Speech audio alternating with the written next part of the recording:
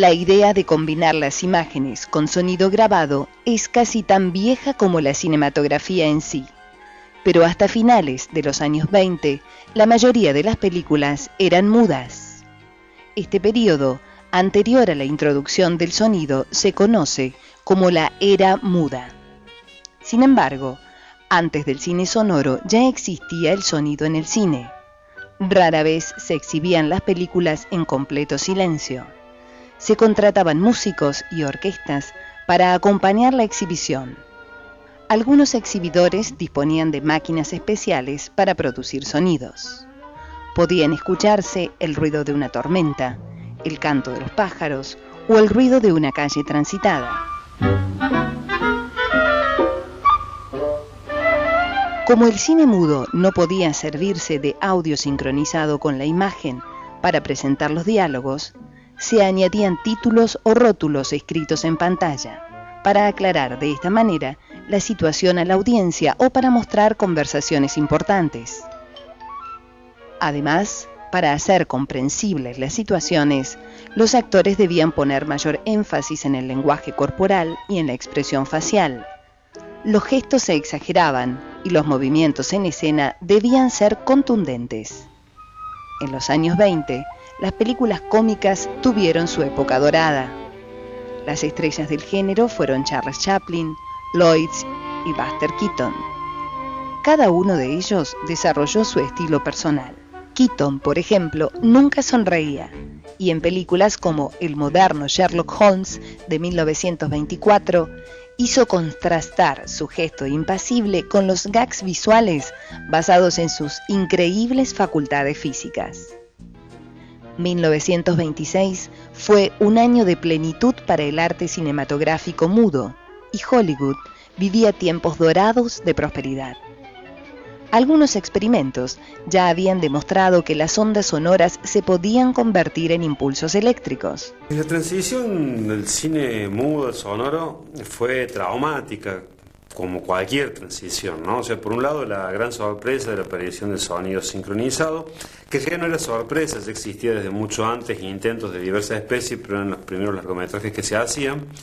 Y toda la industria y la estética del momento no estaba preparada para esta incorporación así de golpe, ¿no? Cuando se pudo grabar en el celuloide una pista sonora, fue posible ajustar el sonido a la imagen y por lo tanto hacer sonoro el cine.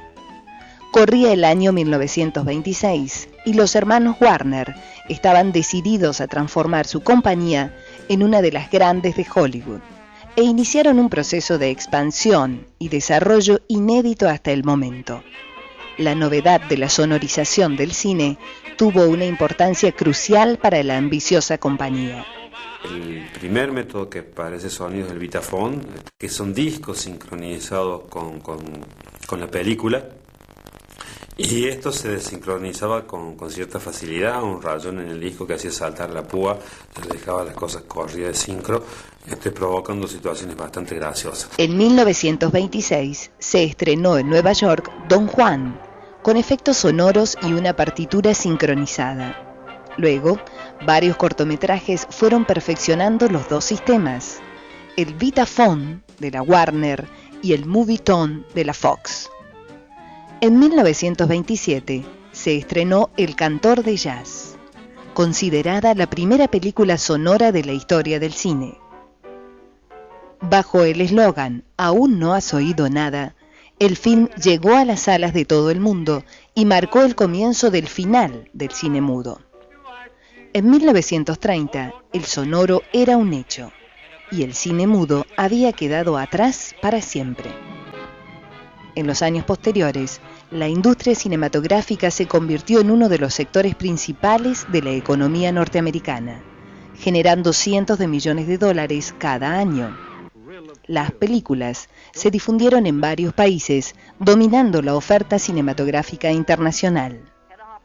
La transición del cine mudo al sonoro fue vertiginosa. De hecho, muchas películas que habían comenzado su proceso de producción como mudas fueron sonorizadas después para adecuarse a la actual demanda. Los dueños de las salas debieron adaptar los espacios de exhibición para la proyección sonora.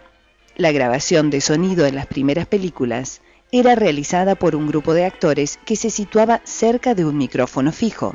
Recordemos que al comienzo no había doblaje, ¿no? O sea, la posibilidad del doblaje es bastante posterior, ¿no? Con el surgimiento del sonido, que era sonido directo. Pero en los inicios de 1930, en algunos países de Europa y en Estados Unidos, los directores de cine comenzaron a interesarse por usar el nuevo medio de una forma más creativa, liberando el micrófono de su estatismo para otorgarle fluidez a la narración audiovisual y aprovechar las ventajas de la post-sincronización, el doblaje, los efectos de sala y la sonorización en general que siguen al montaje. Muchos de los actores que eran actores o actrices estrellas dentro de Star System, que eran famosas, reconocidas y que tenían ciertas imágenes según sus personajes de héroes o heroínas, sus voces no pegaban de ningún modo con las personalidades que el cine le había construido. A la vez, surgieron algunos problemas. No sabían hablar a la cámara y tuvieron que reducir sus gestos. Uno de los más afectados por este cambio fue Charles Chaplin. Prácticamente muchos de estos personajes cómicos basados en el gag y en el slapstick, que es fundamentalmente la mímica, ¿no? Tienen que empezar personajes con aparecer un nuevo humor ya también vinculado a los diálogos.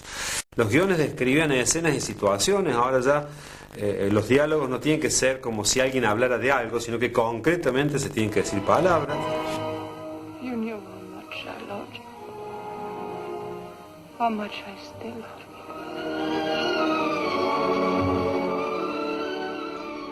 No todos estaban de acuerdo con la incorporación del sonido a las películas. Algunos directores de fotografía creían que el cine sufría un inmenso retroceso al llegar el sonoro, limitando enormemente las posibilidades creativas. Las cámaras hacían mucho ruido y las filmaciones debían hacerse en riguroso silencio. Los micrófonos captaban todo y al mismo tiempo no se entendía con claridad las voces de los actores. Estas dificultades hacían que se perdiera fluidez, creatividad y ritmo. En 1928 se habían superado la mayoría de los problemas técnicos con los que se inició el cine sonoro. Apareció la jirafa, el micrófono que se coloca en lo alto de la escena que permite la utilización de cámaras sonorizadas y pesadas que dieron movilidad a las escenas. Al añadirse la música y los sonidos, cambiaron los guiones y el montaje se hizo mucho más complejo. Fue necesario que nuevos profesionales se formaran para atender a estas necesidades. El sistema de registro funcionaba básicamente en cintas de bobina abiertas, como los clásicos magnetófonos portátiles, llamados nagras. Se hacían varias pistas sonoras magnéticas separadas, sincronizadas todas ellas con la imagen. Y después, en el proceso de mezcla, se reunían en una única pista llamada máster. En un estudio de postproducción, los sonidos eran transferidos a la película magnética para ser montados junto con las imágenes. En la actualidad, este proceso está en desuso y por lo general la sonorización se realiza en soportes informáticos digitales